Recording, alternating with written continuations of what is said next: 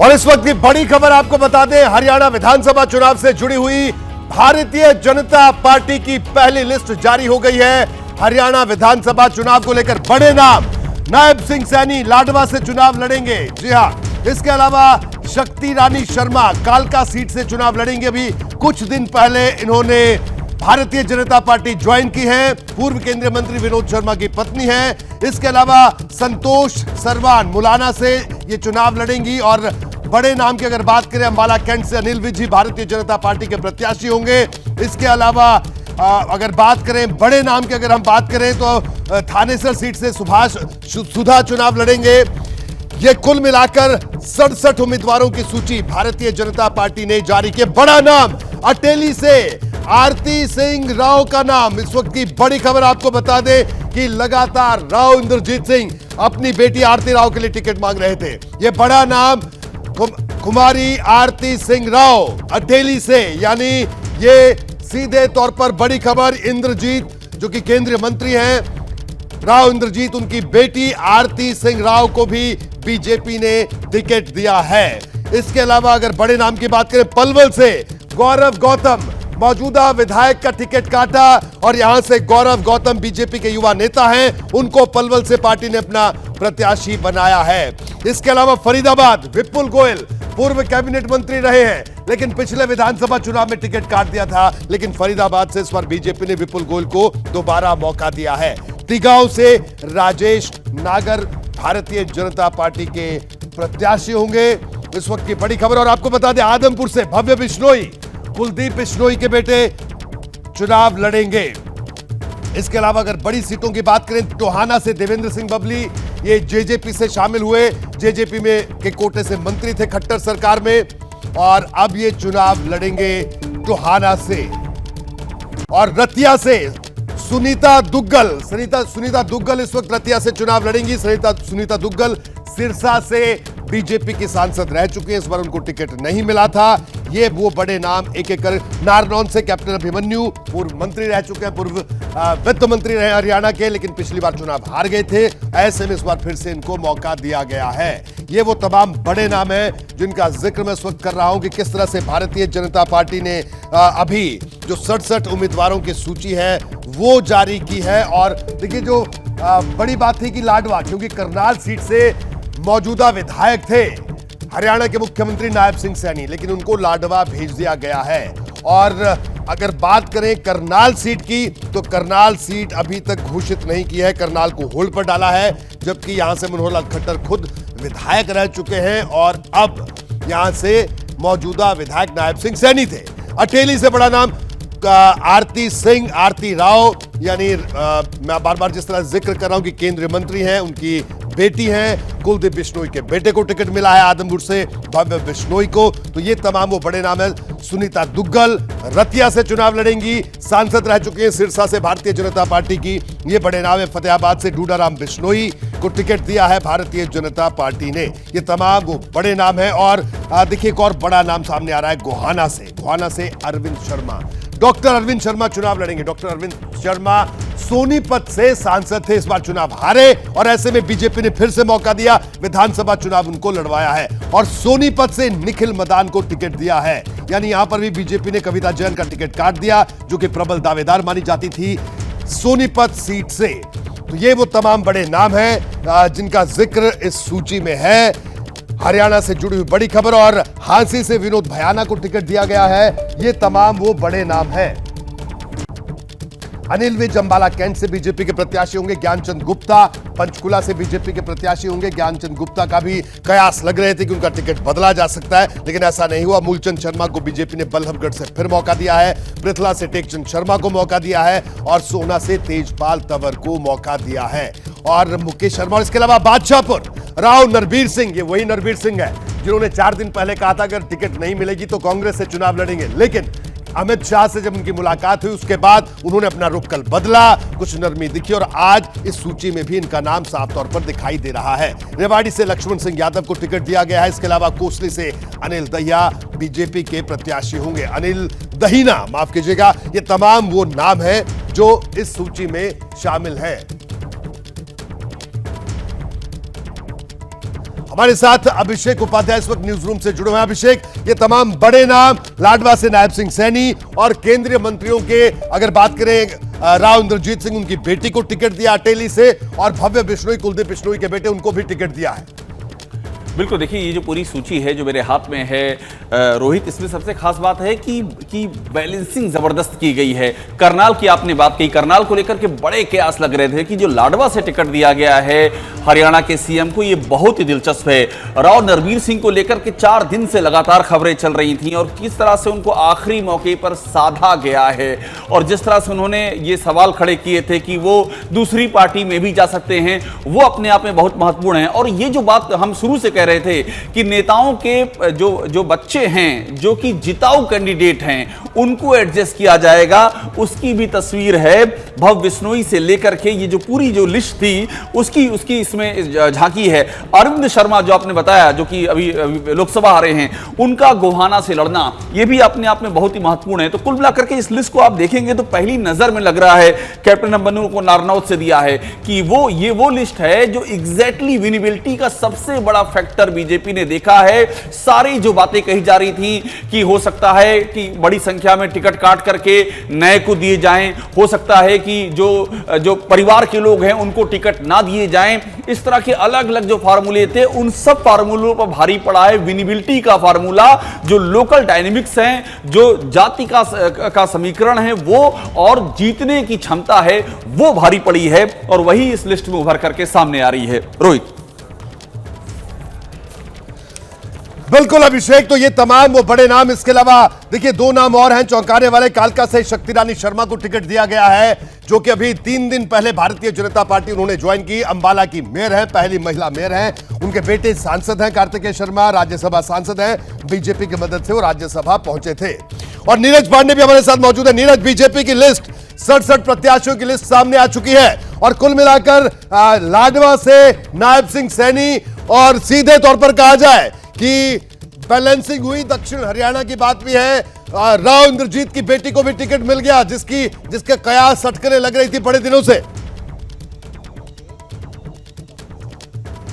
रोहित, यही नहीं कि सुबह जब हम लोगों ने जो लिस्ट चलाई, जितने लोगों का नाम चलाया, लगभग सभी नाम इस लिस्ट में हैं। एबीपी न्यूज़ पहला चैनल था जिसने बहुत सारे नामों को पहले ही घोषित कर दिया था कि इन लोगों को टिकट मिलेगा। 67 नाम भारतीय जनता पार्टी ने जारी किए हैं, और उन नामों में पहला नाम जो मुख्यमंत्री नायब सिंह सैनी का है। हमने पहले ही बता दिया था कि नायब सिंह सैनी लाडवा से चुनाव लड़ेंगे, और इस सूची में राव नरवीर से लेकर सब वो नाम हैं जिन नामों पर हमने चर्चा की थी। राव नरवीर को लेकर लगातार ये कयास लगाए जा रहे थे कि शायद वो कांग्रेस में जा सकते हैं, लेकिन परसों जब हम लोगों ने ये खबर चलाई कि राव नरवीर की मुलाकात गृह मंत्री अमित शाह से हो गई है, और उस मुलाकात के बाद सब कुछ ठीक हो गया है, उनके तेवर नरम हो गए हैं, उसी समय यह तय हो गया था कि राव नरवीर एक बार फिर से भारतीय जनता पार्टी के टिकट से चुनाव लड़ेंगे। और आज जब 67 लोगों की लिस्ट हम देख रहे हैं, तो उसमें भारतीय जनता पार्टी ने वो सारे समीकरण साधने की कोशिश की है कि एक बार, तीसरी बार फिर से सरकार बनाई जाए।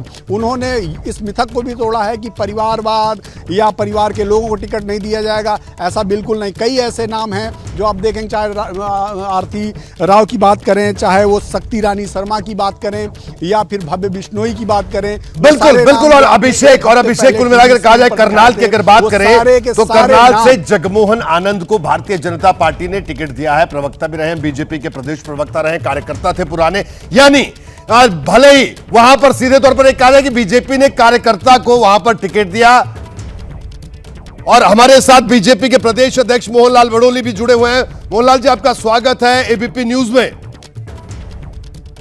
लेकिन उससे पहले मनोहर लाल खट्टर कुछ कह रहे हैं, आइए सुनते हैं जल्दी से क्या कुछ उनका कहना है।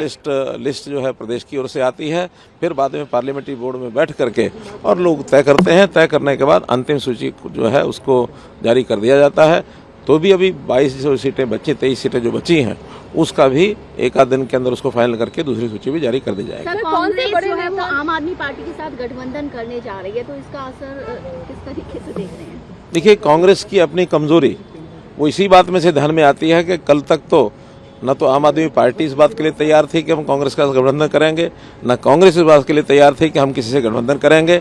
जो लोग कहते थे कि हम सब अपनी सीटें अपने दम पर लड़ेंगे, उनका दम देखने को मिल गया है कि अब एक नहीं दो पार्टियों के साथ वो गठबंधन कर रहे हैं। अब उनका गठबंधन का सारा चित्र सामने आएगा, उसके अंदर कौन सी सीटें ये छोड़ेंगे, कौन सी वो छोड़ेंगे, और उनके घर के अंदर जो एक एक सीट के ऊपर जैसे उन्होंने 80-80, 60-60, 65 फार्म भरवा करके इतने कैंडिडेट जो तय किए हुए हैं, उस संकट में से वो निकल पाएंगे कि नहीं निकल पाएंगे। मैं और आपको बता दें एक बड़ा नाम तो शाम से श्रुति चौधरी भी भारतीय जनता पार्टी के प्रत्याशी होंगी। किरण चौधरी की बेटी हैं श्रुति चौधरी, उनको भी बीजेपी ने टिकट दिया है। और हमारे साथ मोहनलाल बड़ोली बीजेपी के प्रदेश अध्यक्ष मौजूद हैं। बड़ोली साहब, बाकी के जो 23 टिकट बच गए, 67 तो आपने घोषित कर दिए, कब तक ये नाम आएंगे और आखिरकार क्यों अभी और इंतजार करना पड़ेगा इन नामों को जानने के लिए? मैं आपके चैनल के माध्यम से 67 उम्मीदवारों को बहुत बहुत बधाई, शुभकामना, और आपके चैनल के माध्यम से हरियाणा प्रदेश के सभी वोटरों को भी निवेदन, भारतीय जनता पार्टी ने मन के मुताबिक अच्छे उम्मीदवारों का चयन करते हुए हमारे राष्ट्रीय नेतृत्व ने जो सूची जारी की है, और जो 23 विधानसभाओं की सूची है वो भी हमारा राष्ट्रीय नेतृत्व बहुत जल्दी उस पर निर्णय फैसला लेगा। बड़ोली साहब, एक आखिरी सवाल आपसे कि अगर हम देखते हैं इस सूची में जो कई नेता हैं उनके बेटे बेटियों को भी टिकट दिया गया है, तो आपको नहीं लगता कि कांग्रेस परिवारवाद का जो आरोप अब तक आप कांग्रेस पर लगाते आए थे, इस पर कांग्रेस आपसे भी सवाल पूछेगी? ये हमारे राष्ट्रीय नेतृत्व ने जो फैसला लिया है सही फैसला है, और सही उम्मीदवारों का चयन करते हुए। ठीक है बड़ोली साहब, मेरा एक आखिरी सवाल आपसे। बड़ोली साहब, आप चुनाव नहीं लड़ रहे इस बार, ये सबके लिए थोड़ा हैरान करने वाला है, इसकी वजह देश जानना चाहता है, क्या बताना चाहेंगे आप?